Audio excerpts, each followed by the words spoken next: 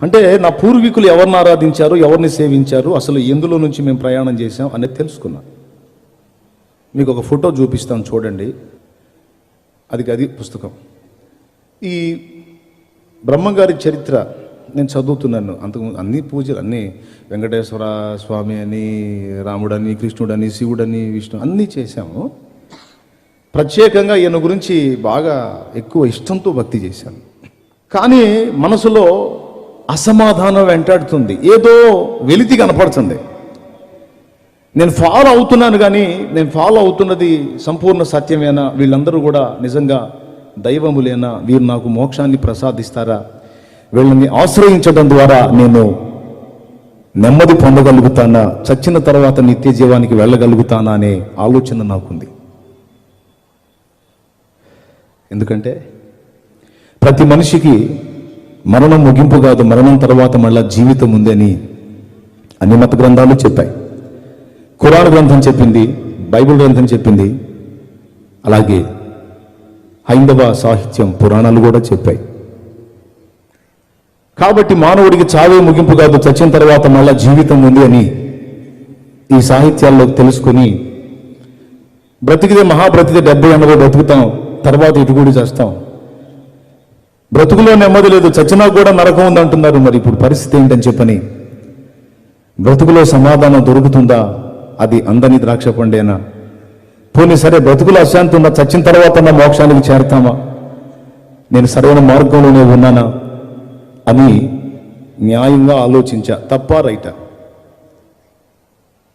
సహజంగా నా మతం గొప్ప అని కొద్ది కాలం ఆలోచించాను, కానీ తర్వాత నేను ఉన్నది రైటా రాంగ్ అనేది కూడా వెతుక్కున్నా. సరే, బ్రహ్మంగారి పుస్తకం చదువుతూ ఉన్నాను. నేను హెడ్ ఆఫ్ ద డిపార్ట్మెంట్గా భావించినటువంటి వాళ్ళు సృష్టికర్త బ్రహ్మ, స్థితికర్త విష్ణు, లయకర్త శివుడు. సృష్టి స్థితి లయ కారకులు ముగ్గురు, వాళ్ళని త్రిమూర్తులు అంటారు. ఈ త్రిమూర్తులు పెద్ద దేవుళ్ళు, వీళ్ళకంటే మించిన వాళ్ళు ఎవరూ లేరు, వీళ్ళే టాప్ అనేది నా అభిప్రాయం. ఈ బ్రహ్మంగారి కాలజ్ఞానం చదువుతూ ఉంటే, ఇది ఈ జవంగుల నాగభూషణ్ దాస్ గారు రచించినటువంటి బ్రహ్మంగారి కాలజ్ఞానం అండి. చివరిలో ఒక ఫోటో చూశానండి. ఈ ఫోటో అదిగో మీకు చూపిస్తున్నాడు చూడండి. కలర్ ప్రింట్ వచ్చింది చూడండి. ఈ కలర్ ప్రింట్ని కొంచెం అబ్జర్వ్ చేయండి. మధ్యలో ఒక పెద్ద ఆయన కూర్చున్నాడు, పైన లార్డ్ విశ్వకర్మ అని ఉంది. ఒట్టి మాటలు చెప్పడం కాదు, ఏదన్నా ఆధారం చూపించాలి, అందుకని మొత్తం సమకూర్చి తీసుకొచ్చా మీకోసం. ఆ పేరు చదవండి, లార్డ్ విశ్వకర్మ అని ఉంది. ఈ మధ్యలో ఆయన ఉన్నాడు. నేను హెడ్ ఆఫ్ ద డిపార్ట్మెంట్ అనుకుంటున్న ముగ్గురు నమస్కరిస్తున్నారు ఆయనకి. ఆయన వాళ్లే కాదు, వాళ్ళ భార్యలు, ఇతర దేవతలు మొత్తం కలిసి ఆయనకు సాగిలు పడుతున్నారు, ఆయన్ని పూజిస్తున్నారు, ఆరాధిస్తున్నారు.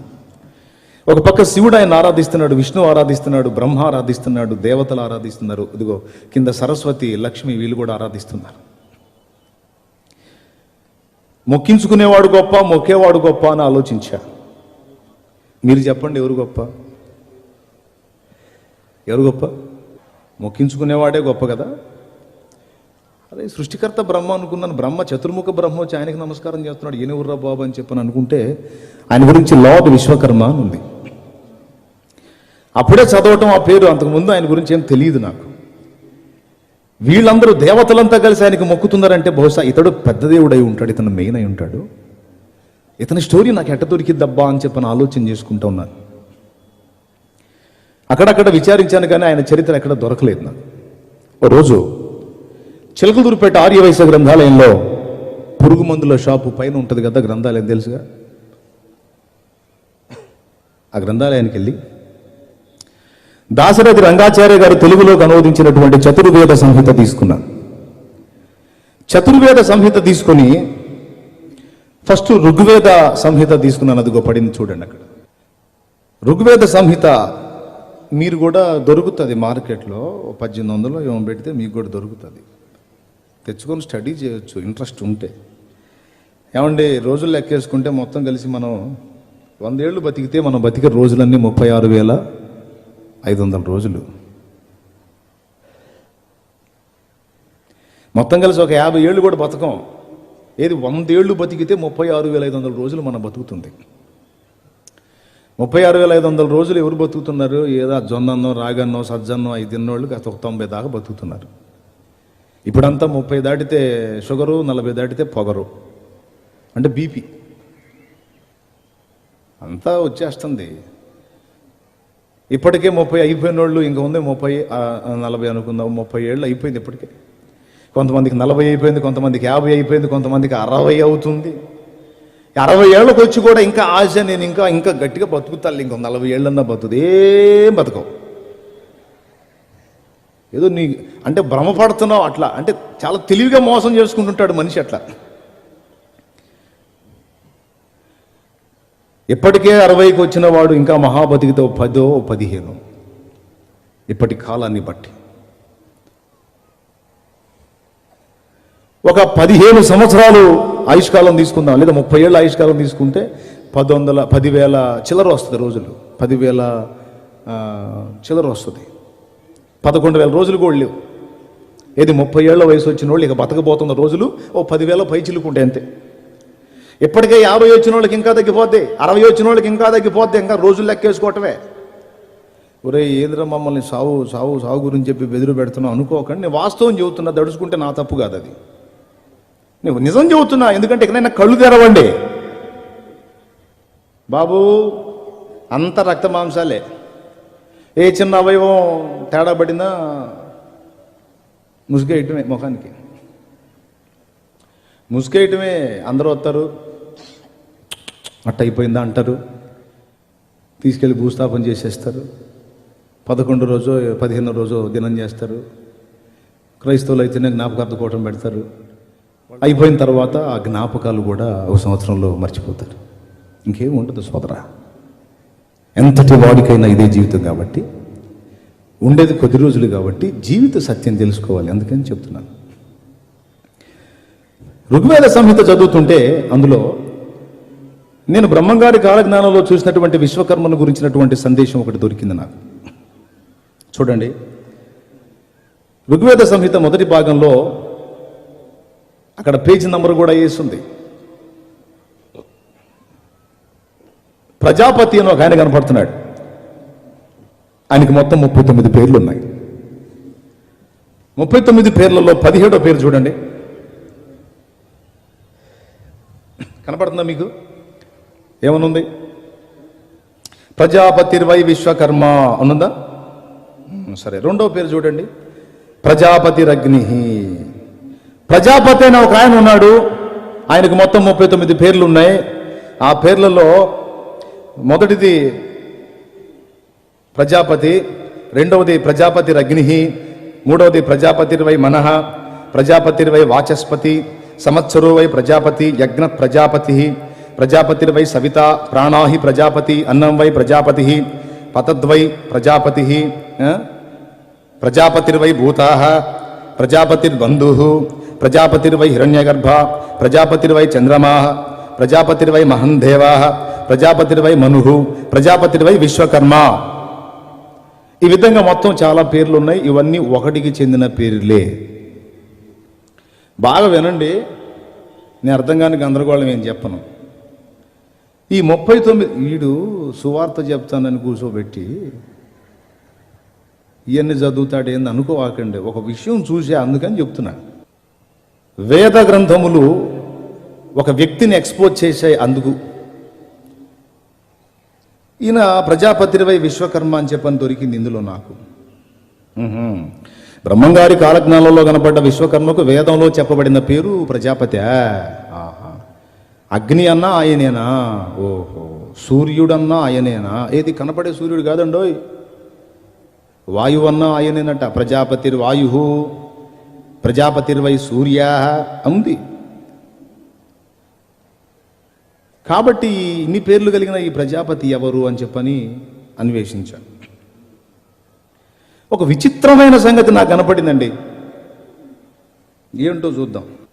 ప్రజాపతి విశ్వకర్మ అని చెప్పన్నాం కదా, ఆ తర్వాత ఫోటో పట్టింది చూడండి. ఈయనట సృష్టికర్తట. నేను అనుకున్నాను చతుర్ముఖ బ్రహ్మ కదా సృష్టికర్త.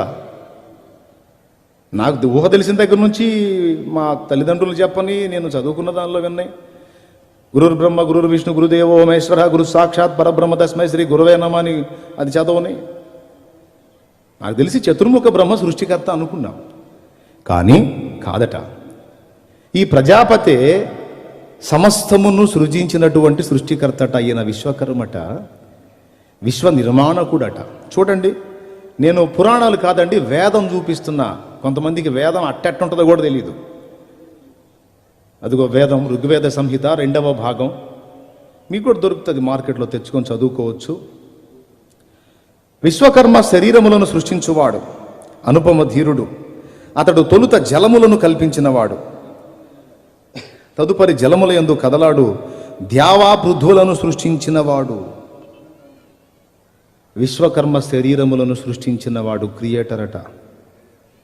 సరే, అయితే ఏందంట, ఇంకా ఏముంది ఆయన గురించి చూద్దాం. చూడండి, విశ్వకర్మ గురించి ఇంకొక మాట కూడా రాసుందండి 337వ పేజీలో. అతడు అజుడు, అంటే జన్మ లేనివాడు, జన్మరహితుడు. అతని నాభియందు బ్రహ్మాండము నిలిచినది, ఆ బ్రహ్మాండమునందు సకల ప్రాణులు ఉన్నవి. సకల భువనములను సృష్టించిన విశ్వకర్మను మీరెరుగరు. చూడండి, వేద ఋషులు ఘోషిస్తూ చెప్తున్నారు, సకల భువనములను సృజించినటువంటి విశ్వకర్మను మీరు ఎరుగరు, అది మీ బుద్ధికి అతనిని తెలుసుకుని శక్తి లేదన్నాడు. అజ్ఞానమును మంచు కప్పిన జనులు నానా కల్పనలు చేయుదురు, వారు ఇహభోగములకే యత్నింతురు, తాత్వికముగా ఆలోచించరు. ఏ కాడికి భూ సంబంధమైన తపనే కానీ సృష్టికర్తను గూర్చిన జ్ఞానం పొందుకొని ఆ మహానుభావుడున్నటువంటి మోక్ష పదానికి చేరదామన్న అన్వేషణే లేదని ఆది ఋషులు ఆనాడే గుర్తిరిగి మీరు తెలుసుకోలేరు ఆయన అన్నాడు. సరే, బాగుంది. ఇంతకీ ఈ ప్రజాపతి గురించి ఇంకేముందో చూద్దాం. ప్రజాపతి, విశ్వకర్మ, అగ్ని, ఈ పేర్లన్నీ ఒకటి అని చెప్పా కదా. ఈ ప్రజాపతి యొక్క పేర్లలో ఒక పేరు అగ్ని. సరే, అగ్ని గురించి తర్వాత ఆలోచిద్దాం. ఒక్కసారి 31వ అధ్యాయం చూద్దాం. చూడండి, అక్కడ శుక్ల యజుర్వేద సంహిత. దేవతలు యజ్ఞమును విస్తరింపజేసినప్పుడు ప్రజాపతి పురుషనే ఆలంభ్య పశువుగా బంధించినప్పుడు. ప్రజాపతి అనేవాడు సృష్టికర్త, అతడే విశ్వకర్మ, అతడే అగ్ని. ఈయన ఆలంభ్య పశువుగా బంధింపబడ్డాడట, ఇతడు యజ్ఞమయ్యాడట. ఇది విచిత్రమైన పాయింట్ అండి. మీకేమైనా అర్థమవుతుందని నేను చెప్పేది? ఎంతమందికి అర్థమవుతుందో కొంచెం చేతులు ఎత్తండి. ఏమైనా అర్థమవుతుందా? నిజంగా చెప్పండి, మనలో అన్నమాట. స్తోత్రం చెప్పండి ఒకసారి గట్టిగా. సరే, ప్రజాపతి ఆలంభ్య పశువుగా బంధించబడటం ఏమిటి? ఆయనతో దేవతలు యజ్ఞం చేయటం ఏమిటి? అసలు ఆయన పశువు అవ్వటం ఏమిటి అనేది ఒక డౌట్ నాకు. దేవతలందరేమో ఆయనకి మొక్కుతున్నారు, ఆయనేమో యజ్ఞ పశువై అందరి కొరకు యజ్ఞమయ్యాడని చెప్పని అందులో ఉంది.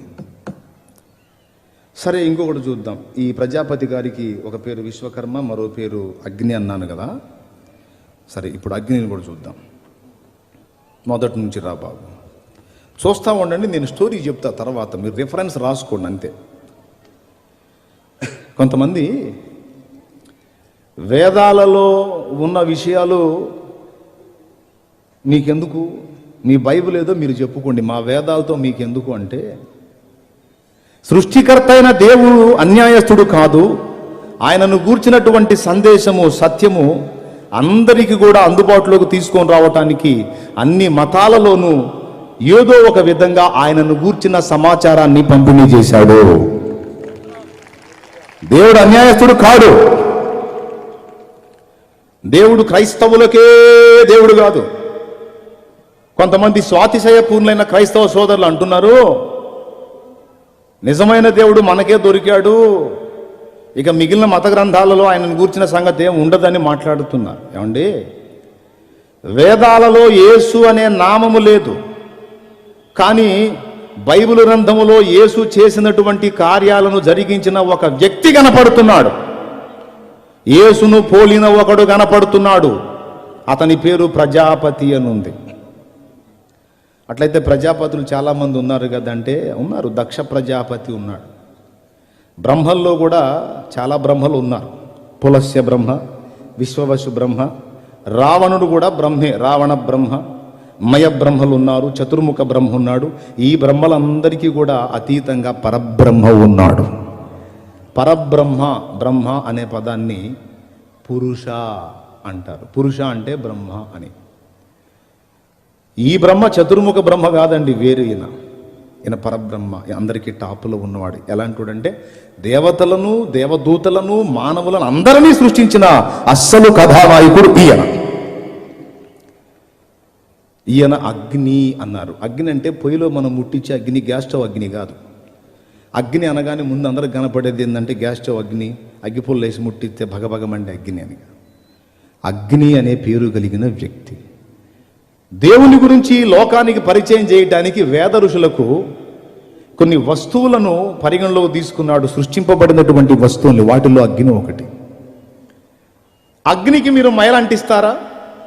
ఒకసారి నాకు చెప్పండి, పెద్దగా చెప్పాలి. అగ్నికి మురికి పట్టిస్తారా మీరు? నో, సమస్త కల్మషాన్ని కాల్చి దహిస్తుంది. కాబట్టి దేవుడు అగ్ని వంటి వాడు. ఆయనకు ఏ మలినము, ఏ పాపము అంటదు.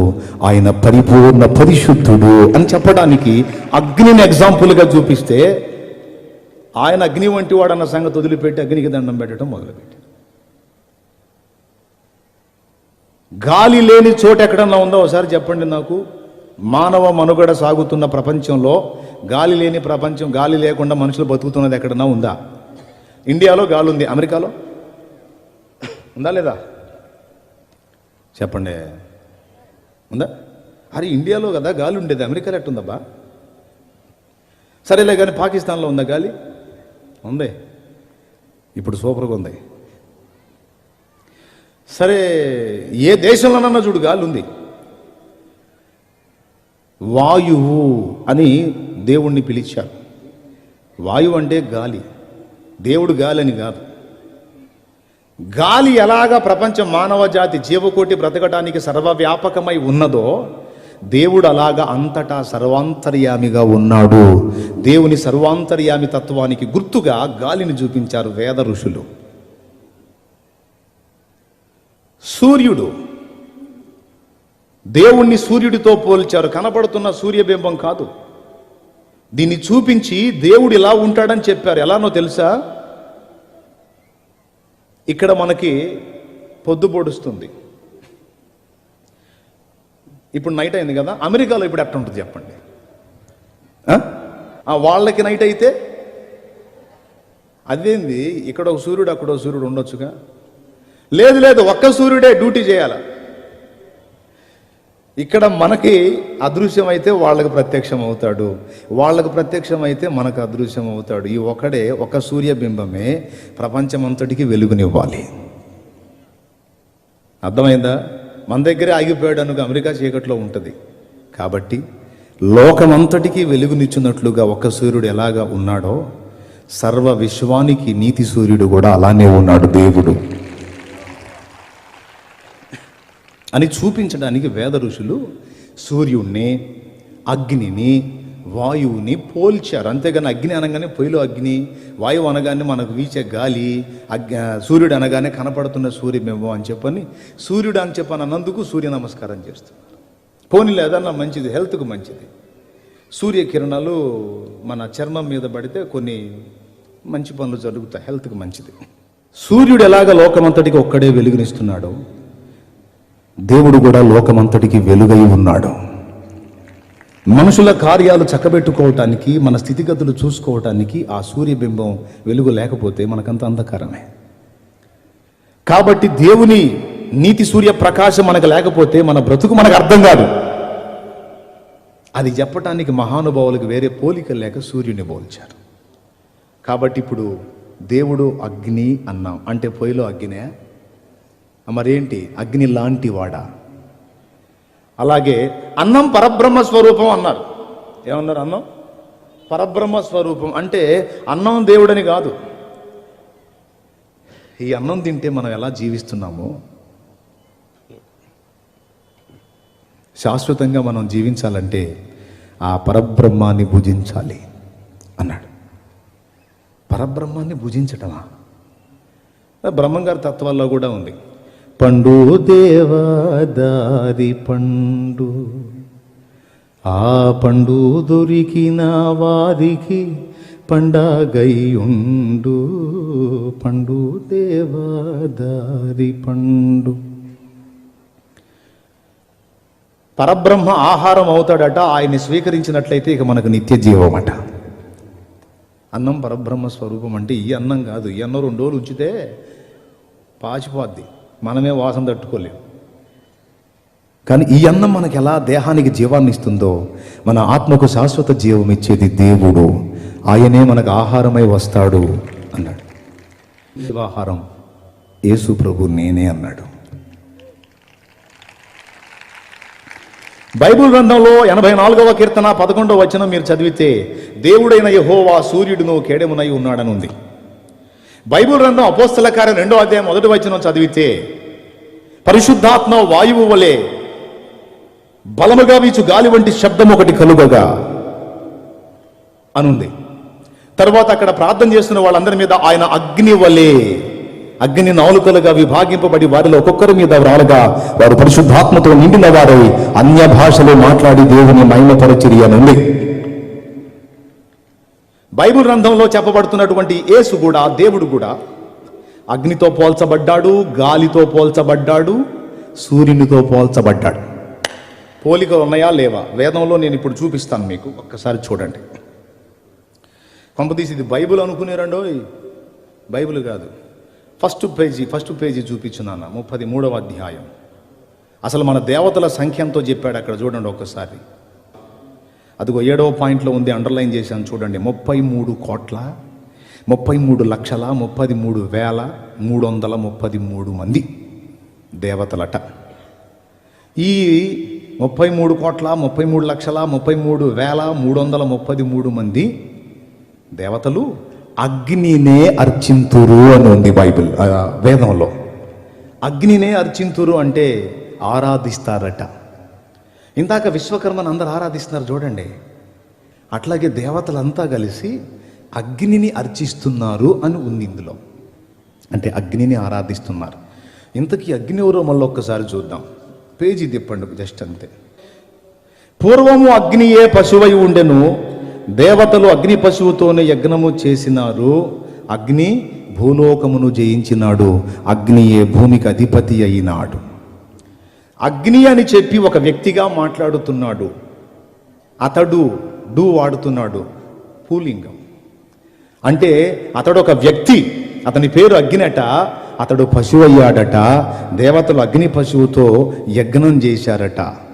యజ్ఞమైన అగ్ని అనే ఈ వ్యక్తి యజ్ఞమై మళ్ళా తిరిగి లేచి భూలోకమును జయించాడని రాసుంది అందులో. ఇప్పుడు ఒక్కసారి ఆలోచన చేయండి, ఆ కింద లైన్స్ కూడా మీరు చూసుకోవచ్చు.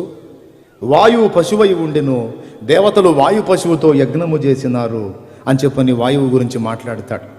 చూడండి, నేను చెప్పే మాటలు అందులో ఉన్నాయో లేవో పక్క గమనించండి. వాయువు పశువై ఉండెను అంటే ఈ అగ్ని ఆయనే, వాయువు ఆయనే, సూర్యుడు. కింద కూడా చూడండి 3వ అండర్లైన్, సూర్యుడు పశువై ఉండెను, దేవతలు సూర్య పశువుతో యజ్ఞం చేసినారు. ఇప్పుడు నా అసలు పాయింట్కి వస్తున్నా, జాగ్రత్తగా వినండి. అగ్ని పశువు కావటం ఏమిటి? అసలు దేవతలంతా అగ్నికి ఆరాధన చేయటం ఏమిటి? ఆ అగ్ని యజ్ఞంలో ఆహుతి కావటం ఏమిటి? అగ్ని తిరిగి లేవటం ఏమిటి? అగ్ని జయించటం ఏమిటి? నాకు అర్థమైంది. ఇక్కడ చెప్పిన అగ్ని, వాయువు, సూర్యుడు, ప్రజాపతి, విశ్వకర్మ వీళ్ళంతా కలిపి ఒకడే. ఇంతమంది కాదు, ఒకడే. ఆయనకి నీ పేర్లు అంటే మన వాళ్ళకి అర్థమైద్దో కాదని వేద ఋషులు ఎంత గొప్పోళ్ళో చూడండి, మహానుభావులు. వేదాలు బ్రహ్మ ముఖోద్దిష్టాలని చెప్పని ఒక పక్క పొగుడుతూనే వేదాలను పట్టించుకోరు మన సహోదరులు. సృష్టికర్త అనుగ్రహించినటువంటి గొప్ప వాక్కులు అని చెప్పని ఒక పక్క ప్రశంసిస్తూనే వాటిని చదవరు, పట్టించుకోరు. కానీ వేదం చదివితే సత్యం బహిర్గతం అయింది. వేదంలో చెప్పబడినటువంటి ఈ యజ్ఞ పురుషుడు ఎవరు అని అన్వేషించాను. ఈయన గురించి పురుష సూక్తంలో ఇలాగుందో ఒకసారి చూడండి. నేను చెప్పే అన్నీ కూడా ఎవిడెన్స్, ఒట్టి మాటలు చెప్పట్లా. పురుష సూక్తం అదిగో మీకు చూపిస్తాడు ఒకసారి. పురుష సూక్తం అంటే ఎట్లా ఉంటుందో చూడండి. ఇది ఋగ్వేదం 10వ మండలం 90వ సూక్తం పురుష సూక్తం అంటారు. ఇది టీకా తాత్పర్యం కూడా వచ్చింది, చిన్న పుస్తకం ప్రింట్ వేశారు. అదిగో అది ఒకసారి పేజీ తిప్పితే, ఇది స్పీడ్ చేయాల, టైం తక్కువ ఉంది. భగవంతుని త్యాగ ఫలంగా, దాన్ని జూమ్ చేసి చూపించు. భగవంతుని త్యాగ ఫలంగా అనే మాట చదవండి దయచేసి, దగ్గరకు తీసుకున్నాను. ఈ ప్రపంచము జీవులు ఆవిర్భవించాయని పురుష సూక్తం చెబుతుంది. నాకు అర్థం కాదు, భగవంతుడు త్యాగం చేయటం ఏమిటి సృష్టి చేయాలంటే? సరే, దాన్ని ఒక పక్కన పెడదాం. జస్ట్ పేజీ తిప్పు నాయన.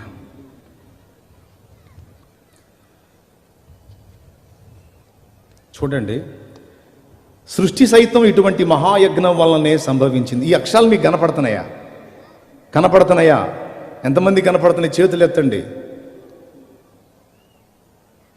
సృష్టి సైతం ఇటువంటి మహాయజ్ఞం వల్లనే సంభవించింది అని భగవంతుడు తననే ఆహుతించుకొని ఈ ప్రపంచాన్ని సృష్టించాడు. ప్రపంచాన్ని సృష్టించాలంటే భగవంతుడు త్యాగం చేయాలంట.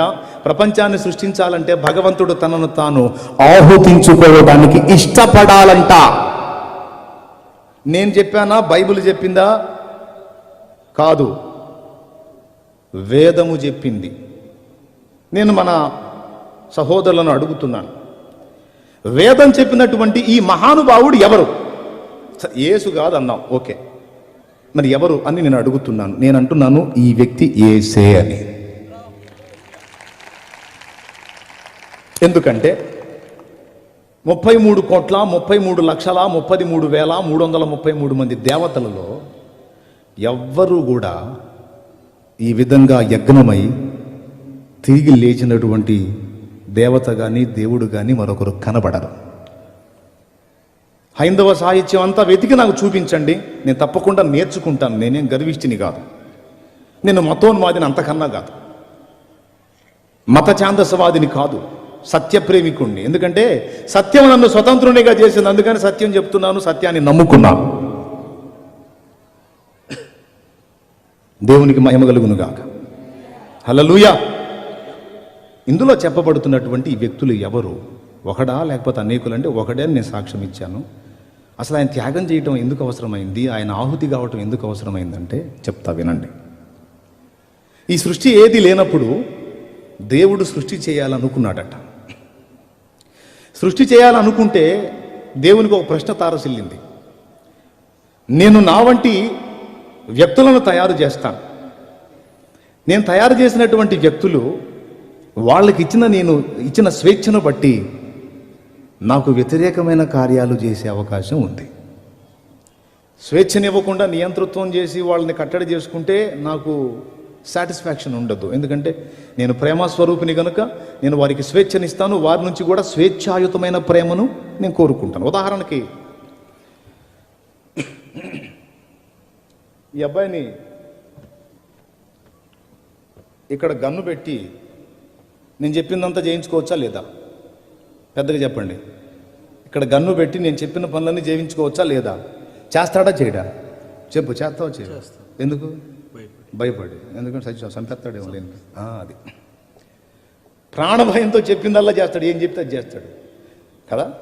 దాన్ని ఏమంటారు అంటే నియంతృత్వం అంటారు, నియంత విధానం అది.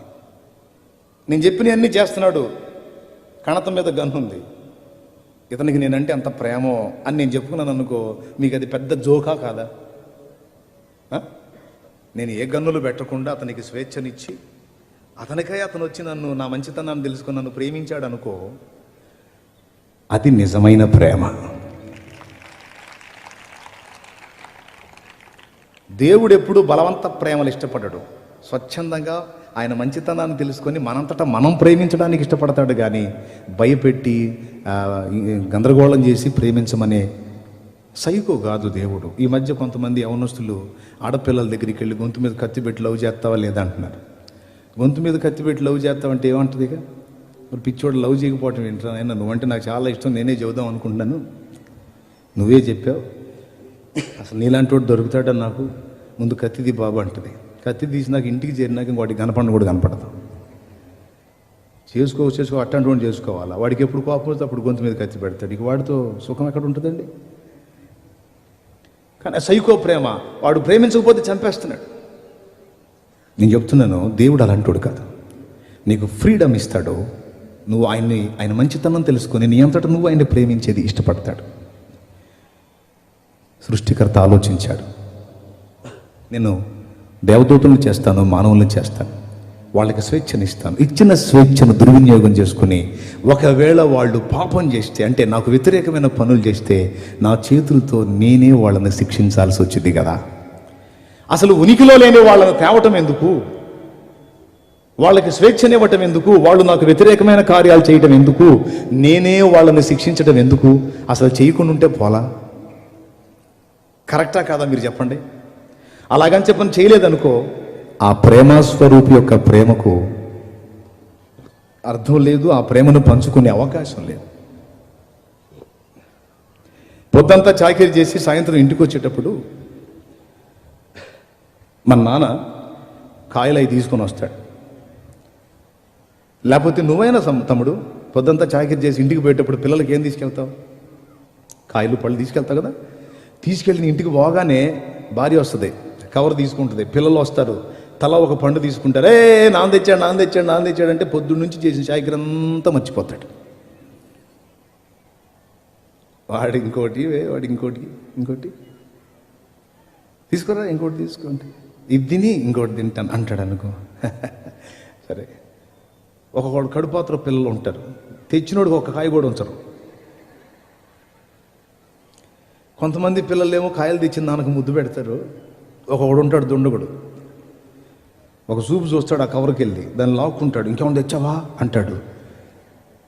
ఇది తినరా అంటే ఇయ్యనా అని పోతాడు. వీడు ఒక దుండగుడు. పిల్లలు ఎట్టంటి వాళ్ళు కూడా ఉంటారు. సరే, వాడు ఎట్టపోయినా సరే పిల్ల జల్ల అంటూ ఉంటే, లేదా భార్య లేకపోతే తల్లి తండ్రి ఏదో ఒక ఆదరణ, ఏదో పలకరించుకోవడానికి, ప్రేమ పంచుకోవడానికి వ్యక్తి అంటూ ఉంటే బజార్ నుంచి కాయలు వస్తాయి. లేకపోతే అసలు ఎక్కడికి తీసుకెళ్ళాలి, ఎవరికి తీసుకెళ్ళాలి, తన ప్రేమను ఎవరికి పంచాలి, ఎదుటి ప్రేమను ఎలా ఆస్వాదించాలి, అవకాశమే లేదు కదా.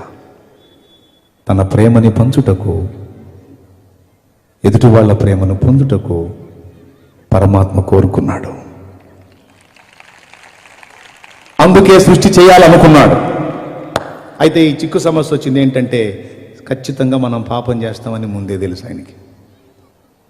ఇప్పుడు చేయాలా వద్దా అంటే ఒక ఆలోచన చేశాడు. అప్పుడే నేను బిడ్డల్ని సృష్టిస్తాను, ఒకవేళ వాళ్ళు నాకు వ్యతిరేకంగా పాపం చేస్తే, ఆ పాపానికి వచ్చే ప్రతిఫలం ఏదైనా ఉంటే ధర్మశాస్త్రం ప్రకారం అది నా బిడ్డల పక్షంగా నేనే నా మీద వేసుకొని భరిస్తాను.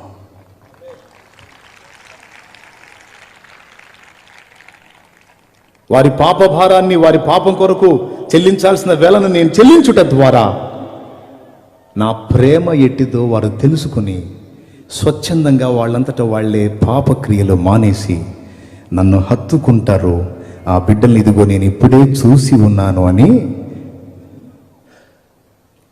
జగత్తు పునాది వెయ్యబడక ముందే మనందరినీ చూశాడండి ఆయన.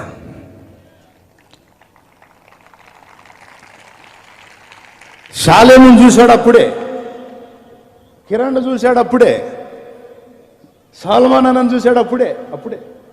నేను ఇలాగ చేస్తే సాల్మాన్ రక్షించబడతాడు, దావీదు రక్షించబడతాడు, శామ్యూయల్ నన్ను ప్రేమిస్తాడు, డానియల్ నన్ను ప్రేమిస్తాడు, షాలోమ్ నన్ను ప్రేమిస్తాడు, మిఖాయేల్ నన్ను ప్రేమిస్తాడు, శ్రీను నన్ను ప్రేమిస్తాడు, తిమోతి నన్ను ప్రేమిస్తాడు. వీళ్ళంతా నా ప్రేమను గుర్తెరిగి స్వచ్ఛందంగా తమంతట తామే నా వైపు తిరుగుతారు. నా త్యాగం వాళ్ళకు అర్థమయ్యి వాళ్ళు నా వైపు తిరగటం, ఇదిగో వాళ్ళని సృష్టింపక మునిపే వాళ్ళని నేను చూసి ఉన్నానని మనందరినీ చూసి మన కోసం చేశాడు ఇదంతా. ఇప్పుడు కొట్టు.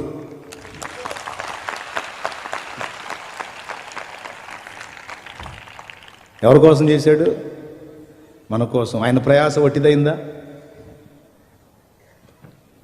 కాలా. అదే వేదం చెబుతుంది.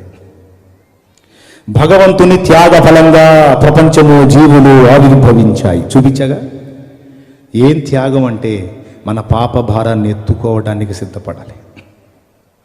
మనం మొక్కిన దేవతలు ఆయనకి ఎందుకు నమస్కరిస్తున్నారో తెలుసా? ఆయనే దేవతల పాపాలు, మానవుల పాపాలు, అందరి పాపాల కొరకు యజ్ఞమైన ప్రజాపతి, యజ్ఞమైనటువంటి పురుషుడు. మనం ఆరాధించిన దేవతల జీవితాల్లో కూడా కామ, క్రోధ, లోభ, మోహ, మదమాశ్చర్యములు. ఏమండి, పురుషులైన వాళ్ళు చేతులు ఎత్తండి. ఇక్కడ పురుషులు నేను పురుషుడిని అన్నవాళ్ళు చేతులు ఎత్తండి. నేను 2 చేతులు ఎత్తే ప్రాబ్లం లేదు. పురుషులైన అందరూ చేతులు ఎత్తేసారు. చాలా సంతోషం. అందరూ పురుషులే, మహానుభావులు. పురుషులేనా మీరు? పురుషులే. అందరికి మీసాల గడ్డలు ఉన్నాయిగా. కామ, క్రోధ, లోభ, మోహ, మదమాశ్చర్యములను జయించారా? కామకత్వాన్ని జయించారా? సరే పోనీ క్రోధత్వాన్ని జయించారా? లోభాన్ని జయించారా? మోహాన్ని జయించారా? మదాన్ని జయించారా? మదం అంటే గర్వం, మత్సరాన్ని అంటే పక్కోడు ఎదుగుతుంటే ఏడవటం జయించారా? కామ, క్రోధ, లోభ, మోహ, మదమాశ్చర్యములు జయించలేదు. కాబట్టి మీరు ఏమయ్యారంటే పురుషులు అయ్యారు. మనం ఆరాధించిన వారు కూడా అలానే ఉన్నారు గనక వారు మన వంటి పురుషులే. అయితే ఈ అరిషడ్ వర్గాలను జయించిన వాడు ఎవరో తెలుసా? పురుషోత్తముడు. పురుషోత్తముడు, పురుషులందరికీ ఉత్తముడు. ఆయనే సృష్టికర్త, ఆయనే యజ్ఞ పురుషుడు, ఆయనే అగ్ని, ఆయనే ప్రభు అయిన యేసుక్రీస్తు.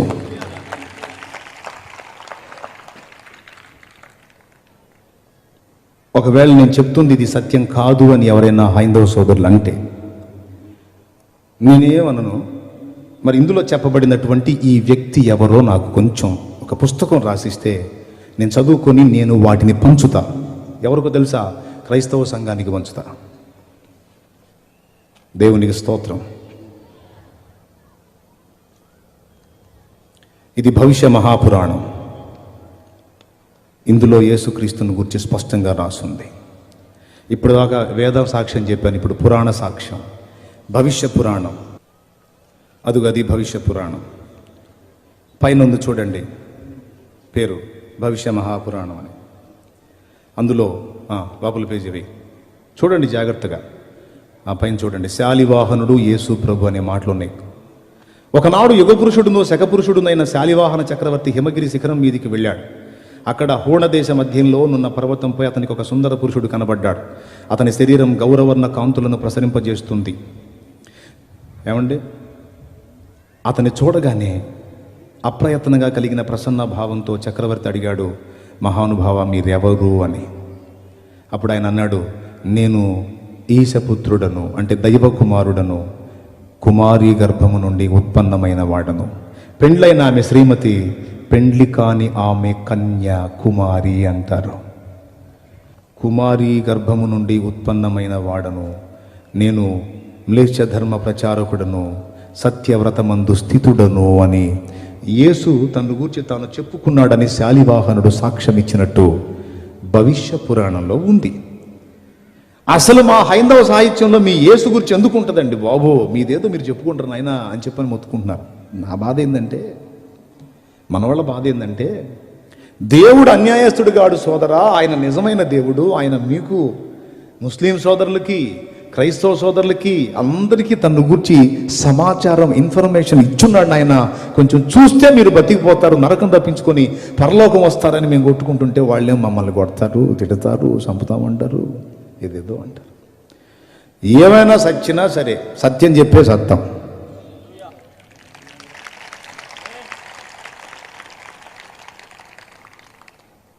Praise the lord. సరే పక్కన పెడదాం. మహానుభావులు, ఇది ప్రాచీన భారతదేశ చరిత్ర. దామోదర ధర్మానంద కోశంబి గారు రాసినటువంటిది. ఇందులో పేజీ తిప్పితే మీకు చూపిస్తాడు. అందులో యజ్ఞంలో ఎక్కువగా పశువుల బలులను ఇచ్చేవారని కూడా ఆనాడు వేద ఋషులు అట్లా చేశారని చెప్పని చరిత్ర చెప్తుంది. ఇప్పటిదాకా నేను వేదము మరియు పురాణం యొక్క సాక్ష్యం చూపించాను.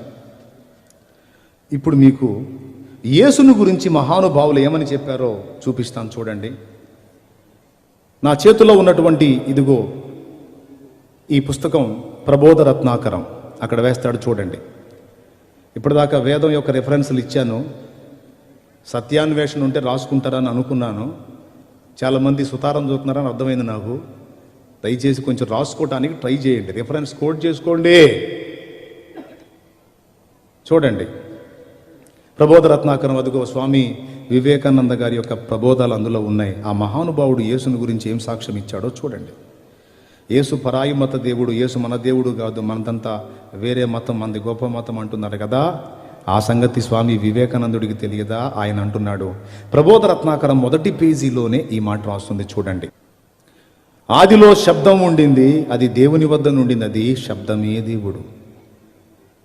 కాబట్టి హైందవులు దీన్ని బ్రహ్మస్వరూపమని మాయా అని చెబుతారు. చూడండి, బ్రహ్మాన్నో మనం తెలుసుకోలేము,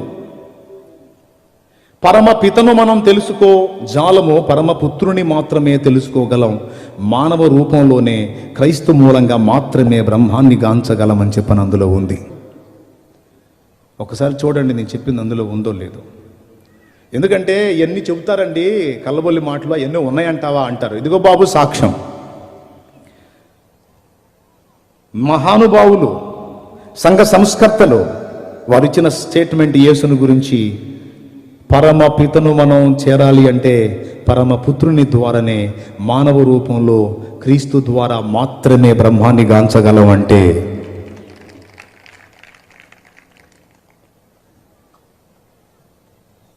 ఈ అబ్బాయి మంచి పనోడండి.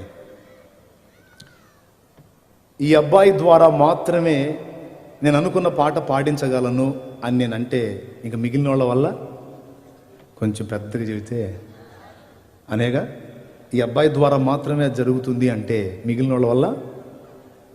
ఇప్పుడు వివేకానందుడు ఏం చెప్పాడు ఒకసారి మళ్ళీ చూడండి, ఒకసారి చదవండి. మానవ రూపంలోనే క్రైస్తు మూలంగా మాత్రమే బ్రహ్మాన్ని గాంచగలం అంటే ఇక ఏ మార్గంలో ప్రయాణం చేసినా వట్టిదే అని స్వామి వివేకానందుడు సాక్ష్యం ఇచ్చాడు. చప్పట్లు కొట్టాలనిపించట్లేదా మీకు? సత్యం చెప్తున్నాను చూడండి. తర్వాత స్వామి వివేకానందుడు ఏం మాట్లాడుతున్నాడు రెండవ సాక్ష్యం చూడండి. లోకుల పాపమును యేసు హరిస్తున్నాడని చెప్పాడు చూడండి. చూడండి, పరిపూర్ణలం అవ్వటానికి మార్గము క్రీస్తు మనకు చూపుతాడన్నాడు. బాబా ఏం స్టేట్మెంట్ చూడండి.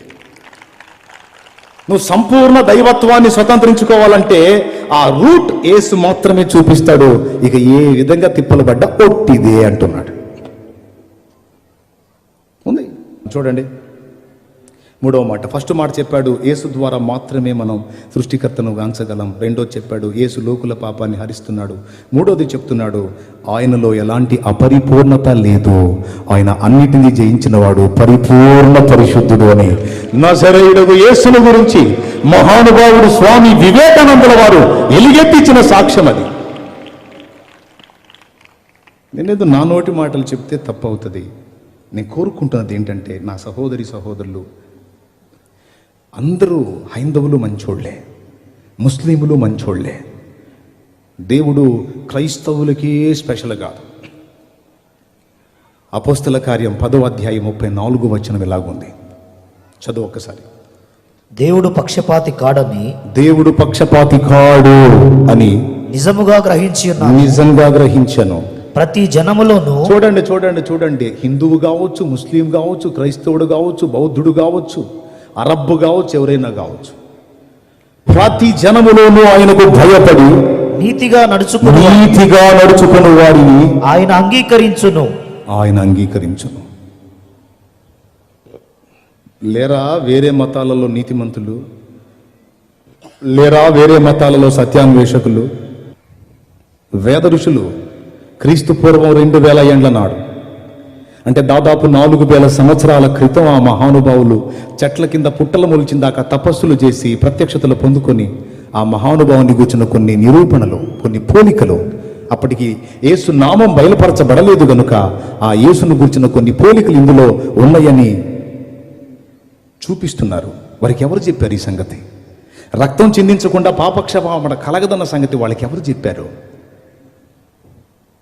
పరమాత్మయే బయలుపరిచి ఉండాలి, లేదా వారి పితరులైనా చెప్పు ఉండాలి. అందుకే వారి సత్యాన్ని గ్రంథంలో తెలియజేశారు. నేను చెప్తుంది ఏంటంటే, నేను మతం మారలేదండి, నేను మతం మారలేదు. నేను అంతవరకు చేసినటువంటి దేవీ దేవతలను కూడా నేను తిట్టట్లా. వాళ్ళు ఎవరో తెలుసుకున్న వాళ్ళు 33,33,33,333 మంది దేవతలు. వాళ్ళంతా కూడా అరిషడ్ వర్గాలకు బానిసలు అయిపోయారు. నీలాంటి నాలాంటి సాధారణ వ్యక్తులని నాకు అర్థమైంది. వీళ్ళందరూ కలిసి ఎవరిని అర్చిస్తున్నారో, ఎవరిని ఆరాధిస్తున్నారో ఆ అగ్నిని ఇప్పుడు నేను పట్టుకున్నాను. ఇది వాస్తవం. ఎవిడెన్స్ చూయించి మాట్లాడాను. సత్యం చూపించకుండా మాట్లాడితే నేను అబద్ధీకుడిని అవుతాను. ఆ అవసరం నాకు లేదు.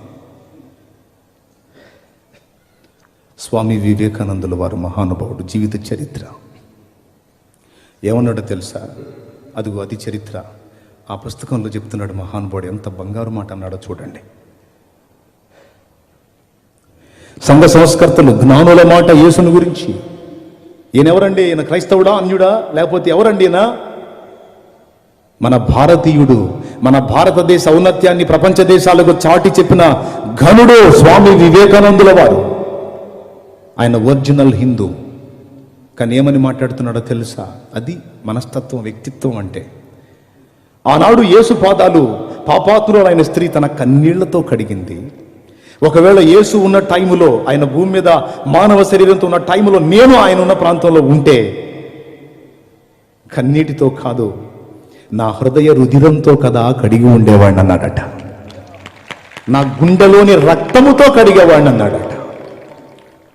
రామకృష్ణ పరమహంస అనే మహానుభావుడు, వివేకానందుల వారి గురువు, ఆయన కూడా బైబిల్ చదివించుకుని బైబిల్లో ఉన్నటువంటి యేసు సాక్షాత్కారం పొందినట్టు ఇదిగో నేను చూపిస్తున్నాను చూడండి. స్వామి వివేకానంద యొక్క గురువు గారు రామకృష్ణ పరమహంస రెడీ చేసినది చూడండి, చూపిస్తున్నాడు. ఆ పేజీ నెంబర్ రాసుకోండి. యేసు ప్రభుని గురించి ఏం చెప్పారో అందులో రాసుంది. తర్వాత ముస్లిం సోదరులు ఆరాధ్య గ్రంథంగా భావిస్తున్నటువంటి ఖురాన్ షరీఫ్ను గురించి కూడా పరిశోధన చేశాను. అమ్మ ఇప్పుడు ఇందులో ఎంతసేపు చెబుతాడు అనుకోవాకండి, ముచ్చటగా 3 మాటలే.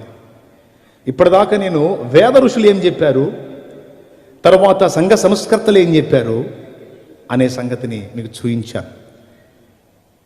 వాళ్ళందరూ చెప్పినటువంటి ఏకైక వ్యక్తి ప్రభువైన యేసుక్రీస్తు. ఈ సత్యం ప్రపంచ ప్రజలలో 60% మందికి అర్థమైంది. దేవుని సత్యం తెలుసుకొని దానికి లోబడి నడుచుకుంటే, ఆ సత్యస్వరూపైన దేవుణ్ణి హత్తుకుంటే, ఆయనకు విధేయత చూపితే బ్రతుకులో మనశ్శాంతి, బానిస సంఖ్యలలో నుంచి విడుదల, మనకు నిత్య జీవం లభిస్తాయండి. అందుకని చెప్తున్నాను నేను. ఖురాన్ షరీఫ్లో ఈసా కన్యకు పుట్టాడని రాస్తుంది. కన్యకు పుట్టాడని రాస్తుంది. అందులోనే ఈసా పక్షి ఆకారం గల ఒక బొమ్మని మట్టితో చేసి దానిలో జీవం ఊది ఎగరవేస్తే అది పక్షిలా ఎగిరిపోయింది అని చెప్పని రాస్తుంది ఖురాన్లో. ఖురాన్ గ్రంథం యేసు పరిశుద్ధుడు అని సాక్ష్యం ఇస్తుంది. సూరా మరియంలో యేసుక్రీస్తు, కొంతమంది ముస్లిం సోదరులు అంటున్నారు యేసు ప్రభు సిలువలో చనిపోలేదు అని. నోనో, యేసు సిలువలో చనిపోయాడని ఖురాన్ గ్రంథంలోనే ఉంది. సూరా మరియంలో యేసు ప్రభు పుట్టినప్పుడు, అది చూడండి అండర్లైన్ మీ ముందుకు వచ్చింది, ఆ అక్షరాలు ఒకసారి చదవటానికి ట్రై చేయండి. మరియమ్మను చూసి ఆమె బంధువులు వచ్చి అరుస్తారు, ఏమమ్మా వివాహం కాలేదు, ఎలా నువ్వు గర్భం దాల్చావు, ఎలా బిడ్డని కన్నావు, ఇంత పాపిష్టి పని ఎందుకు చేశావమ్మా మరియమ్మ అని అడిగారట. నీ తల్లిదండ్రులు కూడా చాలా మంచోళ్ళు, వాళ్ళ కడుపున చెడబుట్టావు కదమ్మా, ఎందుకు ఇంత పని చేసావని చెప్పని వాళ్ళు బాధపడితే మరియ ఏమీ చెప్పలేక ఉయ్యాలలో ఉన్న యేసు వైపు చూపించిందట. అప్పుడు వారు యేసు దగ్గరకు వచ్చి, ఉయ్యాల్లో ఉన్న ఈ పసిబాలుడు ఏం సమాధానం చెప్తాడు మాకంటే, ఆయన పలికాడట. ఉయ్యాల్లో అప్పుడే పుట్టిన పసిబిడ్డ మాట్లాడాడట. ఏమనో తెలుసా? నేను చనిపోయే రోజు, తిరిగి లేపబడే రోజు నాకు శాంతి కలుగుతుంది గాక అన్నాడట. ముస్లిం సోదరులు అంటారు యేసు సిలువలో చనిపోలేదు అని. యేసు ప్రవక్త కాదా అంటే యేసు ప్రవక్త అని మేము ఒప్పుకుంటాం అన్నారు. ప్రవక్త అబద్ధాలు ప్రవచిస్తాడా? యేసు స్పష్టంగా చెప్పాడు. ఏమని అంటే, నేను పుట్టినరోజు ఉందా అక్కడ రిఫరెన్సు, అలాగే నేను మరణించే రోజు పాపుల కొరకు, అలాగే తిరిగి బ్రతికింపబడే రోజు శాంతి కలుగుతుంది.